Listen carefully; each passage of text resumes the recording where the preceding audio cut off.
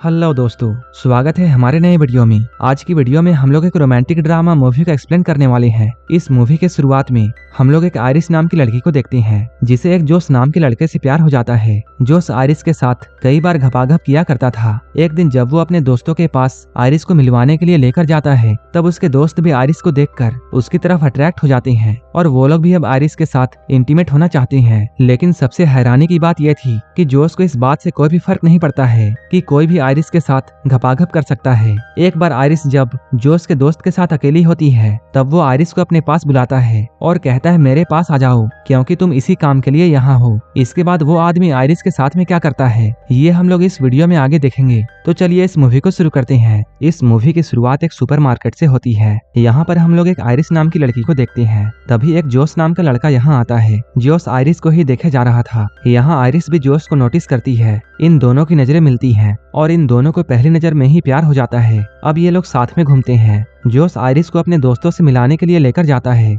यहाँ आयरिस उससे बोलती है तुम्हारी दोस्त कैट मुझे बिल्कुल भी पसंद नहीं करती है। जोश कहता है कैट ऐसे ही है, इसलिए तुम उसकी बातों का बुरा मत मानो। इसके बाद ये लोग अंदर जाकर कैट से मिलते हैं। यहाँ इनके दोस्त पैट्रिक और इलाई भी आए हुए थे। ये सभी लोग अभी जिस घर में थे, ये घर सरगे का है। वैसे तो सरगे कैट का बॉयफ्रेंड था, लेकिन आयरिस को देखने के बाद अब उसकी निगाहें आयरिस पर पड़ जाती हैं। आयरिस और जोश काफी लंबे सफर से आए थे, इसलिए आयरिस ऊपर जाकर शावर लेती है। इसके बाद जब ये सभी लोग बैठे हुए थे, तभी पैट्रिक अपनी और इलाई की कहानी सुनाता है कि वो लोग एक दूसरे से कैसे मिले और उन्हें भी पहली नजर में ही प्यार हो गया था। उनकी कहानी को सुनने के बाद आयरिस कहती है मेरी भी कहानी कुछ इसी तरह है। आयरिस जब अपनी बातों को बोल रही थी, तभी वो नोटिस करती है उनका कोई भी दोस्त उसकी बातों पर ध्यान नहीं दे रहा था। यहीं पर हम लोग सरगे के बारे में जानते हैं। सरगे कई सारे इल्लीगल काम भी करता है। यहाँ पर कैट आयरिस से ये कहती है सरगे के पास सब कुछ है और उसकी तो एक सुंदर बीबी भी है। मैं तो बस उसकी टाइम पास हूँ। उसका जब भी मूड बनता है वो मेरे साथ इंटीमेट होता है। कुछ देर के बाद ये सभी लोग यहाँ डांस करने लगते हैं।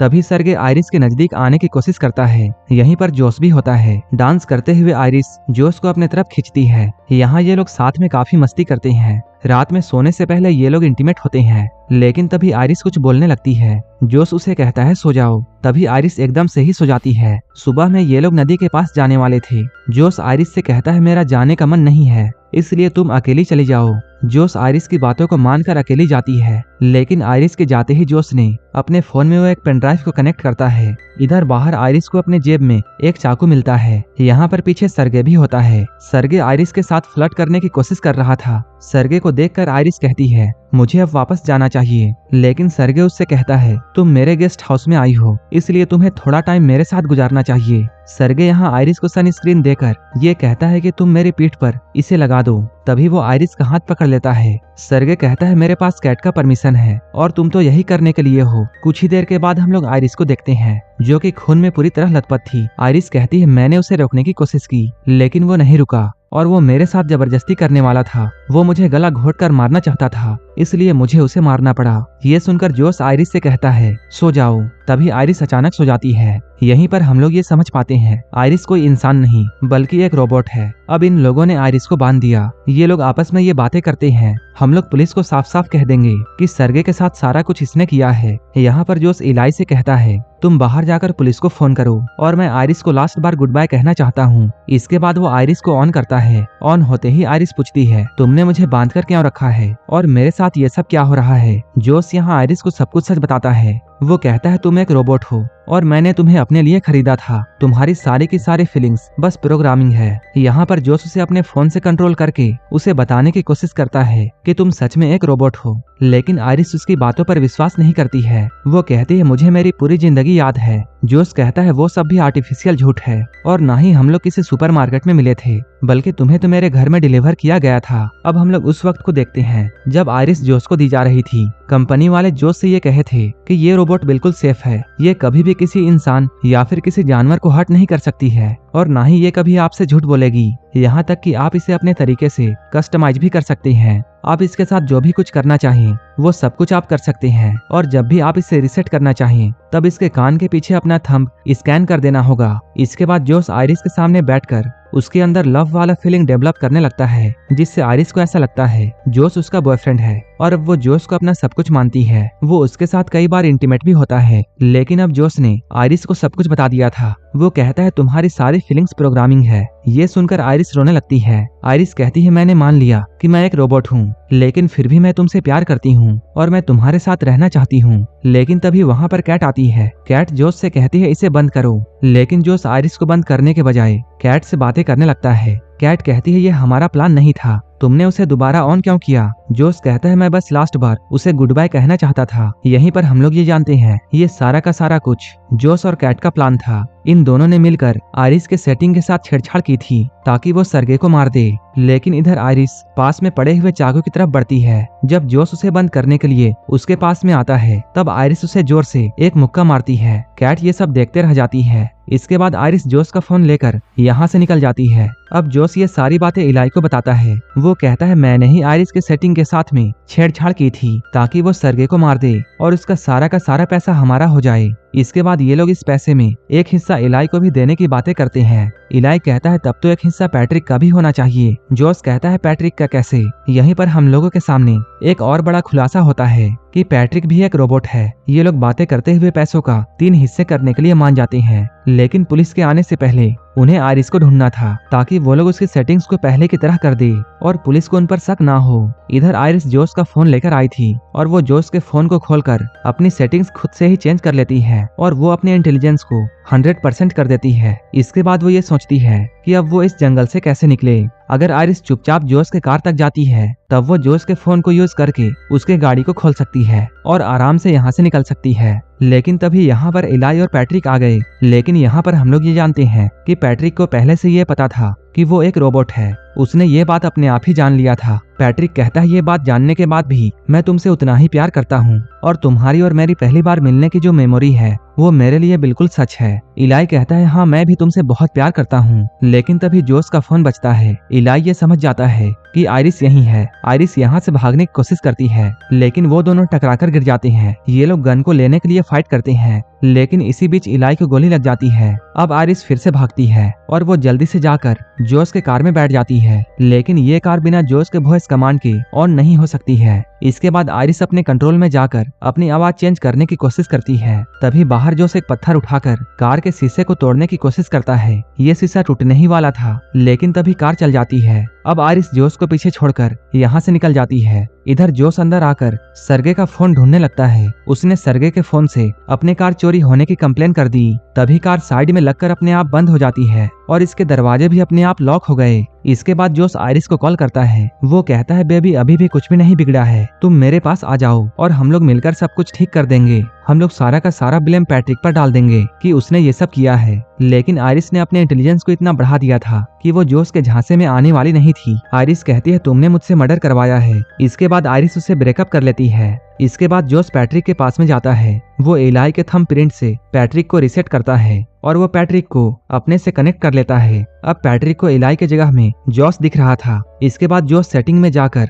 पैट्रिक के अग्रेशन को 100% कर दिया और वो पैट्रिक को यह हुक्म देता है कि तुम जाकर आयरिस को ढूंढो। इधर आयरिस कार के शीशे को तोड़कर बाहर निकल रही थी, लेकिन तभी यहाँ पुलिस आ जाती है। इसके बाद आयरिस जल्दी से अपनी लैंग्वेज चेंज करती है ताकि पुलिस वाला उसकी बातों को नहीं समझ पाए। उसने ऐसा इसलिए किया था क्योंकि आयरिस के साथ कुछ भी हो जाए वो झूठ नहीं बोल सकती थी। इसके बाद वो जर्मन लैंग्वेज में पुलिस को सब कुछ बताती है, लेकिन इस पुलिस वाले को कुछ भी समझ में नहीं आता है। लेकिन वो पुलिस वाला कार में पड़े हुए चाकू को देख लेता है। इसके बाद वो आयरिस को हथकड़ी पहनाता है, लेकिन उसी वक्त पैट्रिक यहाँ आता है। क्योंकि पैट्रिक का एग्रेशन 100% था, इसलिए वो यहाँ पर पुलिस वाले को जान से मार देता है। इसके बाद उसने जोश के फोन से आयरिस को भी बंद कर दिया। इधर कैट घर के बाहर में एक पुलिस की कार को आते हुए देखती है, जिसमें से पैट्रिक निकलता है और इस पुलिस वाले की डेड बॉडी डिक्की में पड़ी हुई थी। कैट ये सब देखकर बहुत डर जाती है और यहाँ से भागने लगती है। जोश पैट्रिक से कहता है उसे रोको। पैट्रिक ने कैट को भी जान से मारकर उसे जाने से रोक दिया। ये सब पैट्रिक के बढ़े हुए एग्रेशन के वजह से हो रहा था। इसके बाद हम लोग जोश को देखते हैं, जो कि आयरिस के साथ में टेबल में बैठकर उसके साथ खाना खा रहा था। उसने आयरिस को ऑन किया था। जोश कहता है मैंने ये बात नहीं सोचा था कि तुम इतना कुछ कर जाओगी। तुमने इलाई को मार डाला और तुम्हारी ही वजह से कैट की भी जान चली गई। आयरिस कहती है नहीं, मैंने ऐसा कुछ नहीं किया है, ये सब तो तुम्हारा किया हुआ है। तुम सारा का सारा ब्लेम मुझ पर नहीं डाल सकते हो। आयरिस कहती है तुम बहुत बुरे इंसान हो और तुम बहुत कमजोर हो, तुम पूरी दुनिया को गलत समझते हो। आयरिस अभी ये सब बातें बोल ही रही थी तभी जोस अपने फोन को लेकर उसके इंटेलिजेंस को 0 कर देता है। जोस कहता है तुम बोलती हो कि तुम्हें दर्द फील होता है, तो आओ हम लोग टेस्ट करें। वो आयरिस के हाथ को जलते हुए कैंडल के ऊपर रखता है। उसी वक्त जोस के पास में आयरिस को बनाने हुए कंपनी से कॉल आता है। वो लोग यहाँ आ रहे थे। इधर आयरिस का हाथ जल चुका था। तब जोस ने कैंडल को बुझाकर उसके हाथ में गन थमा दी और वो आयरिस को ये ऑर्डर देता है कि तुम अपने आप को गोली मारो। इसके बाद आयरिस उसकी बातों को मानते हुए अपने आप को शूट कर लेती है। इधर कुछ ही देर के बाद आयरिस को लेने के लिए उसके कंपनी वाले आते हैं।